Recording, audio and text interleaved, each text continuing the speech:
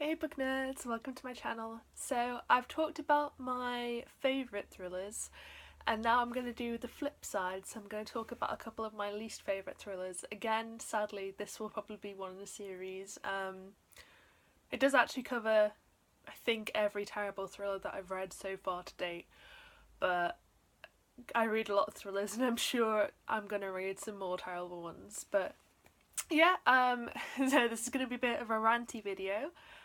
I am gonna spoil stuff, but I will warn people before I spoil anything major, and I'm trying not to spoil things. It's just in most of the cases that the reason they are so terrible is because of the ending or certain plot developments. But yeah, trust me when I say you're not missing out on anything if these are spoiled for you. They're not worth reading. All of these I gave either 1 star or 2 to 2.5 stars.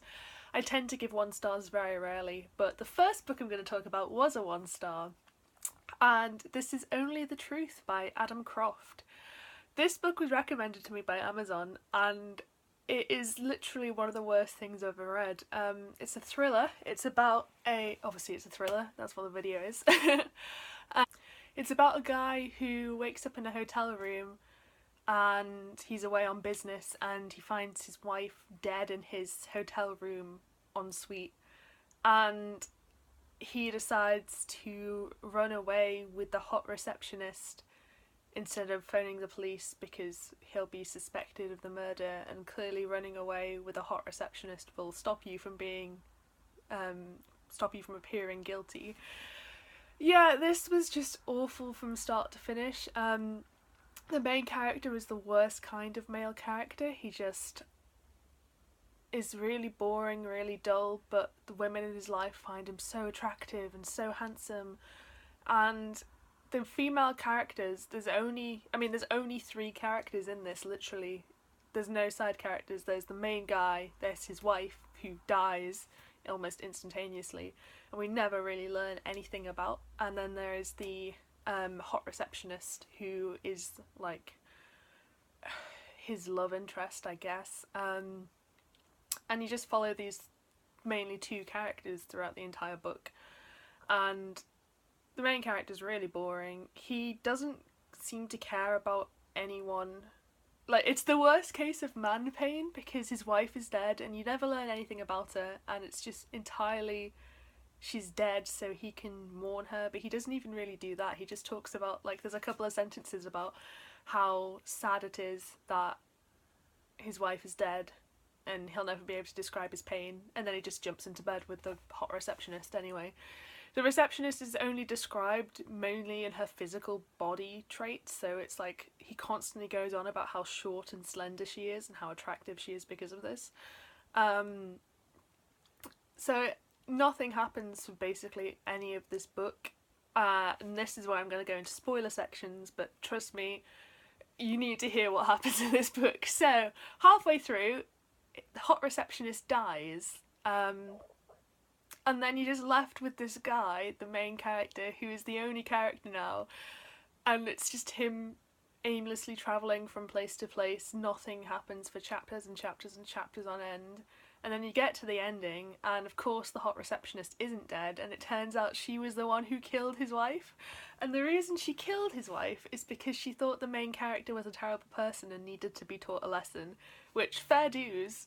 I mean, I don't think you're meant to sympathise with her, but I understood completely where she was coming from, apart from the fact that she kills his wife and not him, because it's just so weird.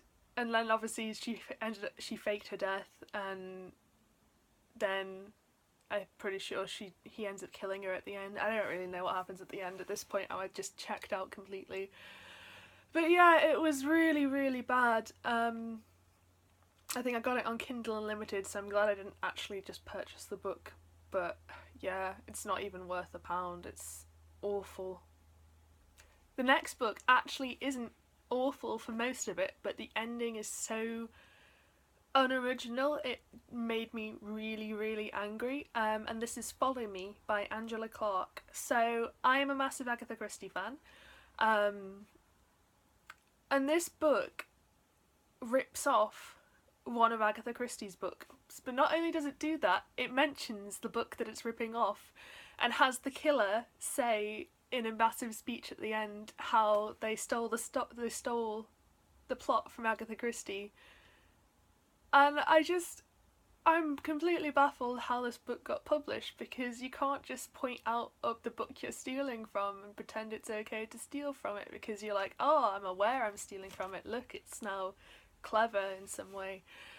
And yeah, it was annoying because I think it's around a 400-page book as well. It's one of the longer thrillers. It's like mostly police procedural. I should actually say what it's about, really. It's about this girl who I think is a journalist. Yeah, she is a journalist, and people start being murdered and their deaths get put on Twitter, so the murderer is tweeting how and when he's going to kill people, and it's like a big public spectacle. So the police force enlists this random journalist to be their specialist in Twitter, because apparently not a single person on the police force understands what Twitter is. And this wasn't published ages ago, by the way. It was only like a couple of years ago, I think. But yeah, and it's just... The annoying thing is, most of this I was really enjoying it because it's not badly written, the characters are quite engaging, but that ending is just so awful. And there is a sequel, and I'm tempted to read the sequel because I hate myself. And I just want to see what it's like if the author does something original, but I don't want to get to the end of the sequel and then turns out she's ripped off another Agatha Christie novel. So yeah, this is just absolutely pointless. And I hate it because you can't just steal from one of my favourite authors. That's not allowed. The next book is really the biggest case of missed potential I think I've ever read, and it is The Choice by Samantha King. The blurb of this book says that it is about a woman who a masked gunman broke into her house and held a gun to her children's heads and was like, you have to pick which child will die. So she picked a child and that child got shot. And now the book says it's about this woman who's now living with her family after this incident, and she has to kind of come to terms with the fact that she chose one of her children to die. Now that's what the book says it's about. It's not really about that. It is an absolute mess of a book. It's basically 3 separate stories shoved together into one awful Frankenstein novel. So the first half is about her living with her family after this incident has happened, but she's mute, which means that you don't get any of the actual potential from that premise in terms of she doesn't interact with any of her family. You don't get to know her husband's opinion on it, you don't get to know the other child's opinion on it, you don't get to know her grandmother, her mother, but the grandmother of the children's opinion on it. She just kind of floats through the story, not interacting with anyone, which is really a shame because it sounds so good from the back, and I think it could have been a really good idea. And now I'm going to go into spoiler territory, but again, you're not missing anything. So that's the first part of the book. The second part is her waking up from a coma, and the first part was entirely a coma dream. And this part is just her in the hospital bed demanding to know what happened with the child who got shot. And the main twist of this section is that her child didn't get shot, which is completely obvious from the fact that whenever she mentions it, no one tells her, for starters, that her child is dead. No one brings it up at all. Her husband visits and he doesn't say anything about it.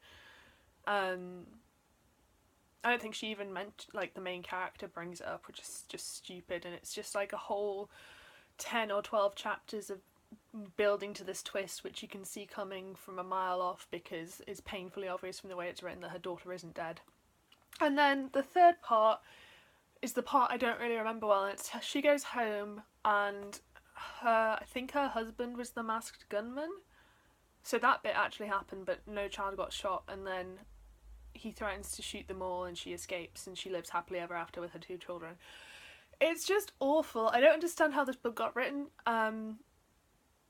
Yeah, it's just an absolute mess, and no one should have to force their way through it. There wasn't anything good that I can remember about it apart from the fact that it's ruined what could have been a really good thriller idea.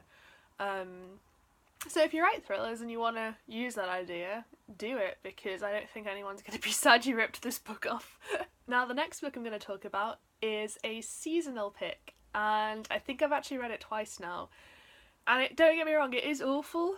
I kind of enjoy it for how awful it is. But it is really bad, and I absolutely hated it the first time I read it. And it is called Dying for Christmas by Tammy Cohen. This has on the cover Gone Girl meets Misery, which Misery is my favourite Stephen King book, absolutely.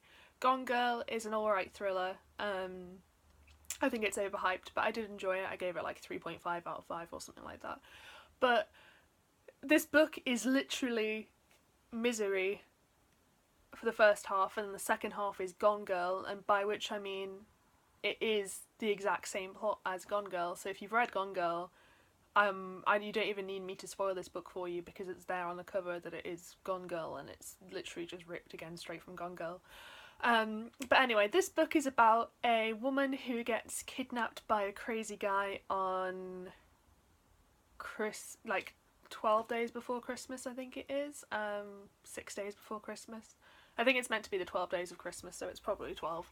But anyway, she gets kidnapped by this crazy guy, and he takes her to this place, and she gets chained up. And each day he gives her a different gift, and they're all meant to be horrific, and she's basically meant to be undergoing like torture, being held prisoner by him.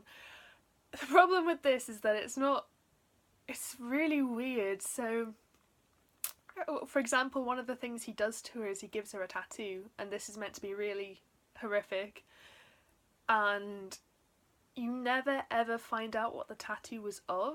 And that seems like a massive, weird detail to just leave out, because, you know, there's pages and pages about how horrific the experience is to be given this tattoo, and then you never find out what it is. And I feel like it's missed potential, because you have to explain what a tattoo is if you give a character a tattoo. You can't just use it as a random plot device. And then the other thing is one of the torture things, and maybe this is just a personal thing, but one of the torture things is that he makes her eat 5 croissants in a row. And, like, okay, you wouldn't choose to do that, but croissants are, like, they're nice food. The main character doesn't have some weird aversion or allergy to them. And 5 isn't a lot. Like, it's a lot, but it's not a traumatic amount, so it just seemed really bizarre to me that she was being made to eat these croissants, and it was like being written as deep psychological torture when, you know, it's 5 baked goods. That's not torture. So now's the point. I'm going to spoil it, but like I said, if you've read Gone Girl, it's the same as Gone Girl. So it turns out she wasn't actually kidnapped by this guy. She pretended to be kidnapped by... Oh no, she was kidnapped by him, but the account she wrote of it was fake, and it's because she was friends with his ex-wife, and his ex-wife wanted to put him in prison. So they basically kind of faked the whole thing. But she did really get the tattoo, and they still don't tell you what it is, which again, like, is weird. Like, I could have excused the weird details as being something of them being not very good at making up the torture story, but that doesn't work because they specifically mentioned that she didn't get the tattoo. And then that bit's just really boring, because it's just kind of them trying to avoid being found out by the police, and there's a policewoman character who does discover the truth, but her plot is complete bullshit because... Sorry, I don't know if I'm allowed to say that word on YouTube, but I just did, so whoops. But anyway, it's like the police character is a woman, and she has this whole thing where it's like a subplot where her family is annoyed with her and her husband keeps sulking because she's working all the time. So this policewoman character discovers the truth, and then there's like a crossroads where she can either go meet her husband for dinner, or she can tell the police the truth about what happened, and she goes to meet her husband for dinner, so the main character gets away with the crime.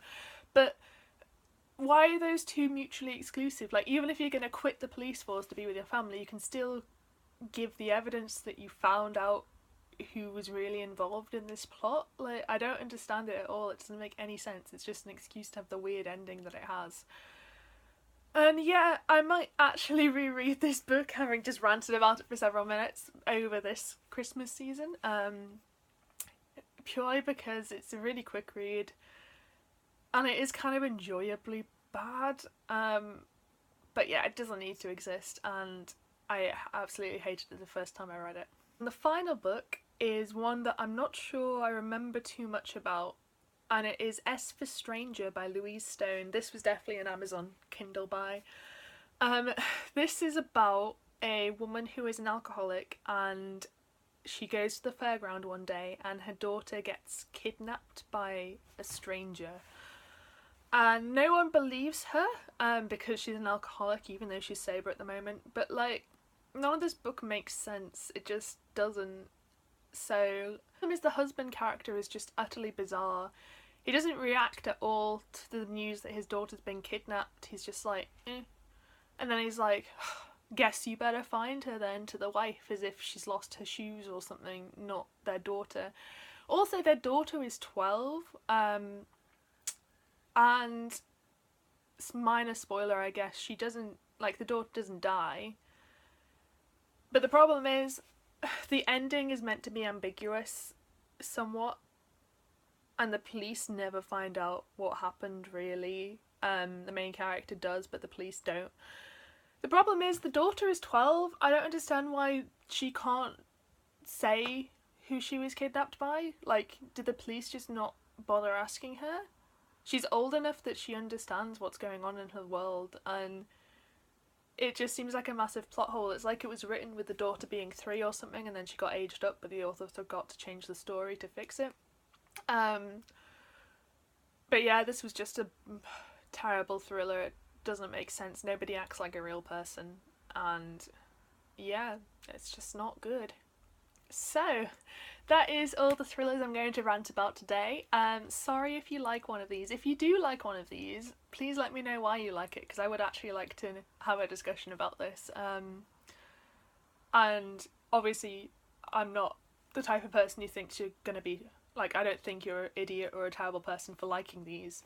By any means, I like some books that people absolutely hate, and people just have different tastes.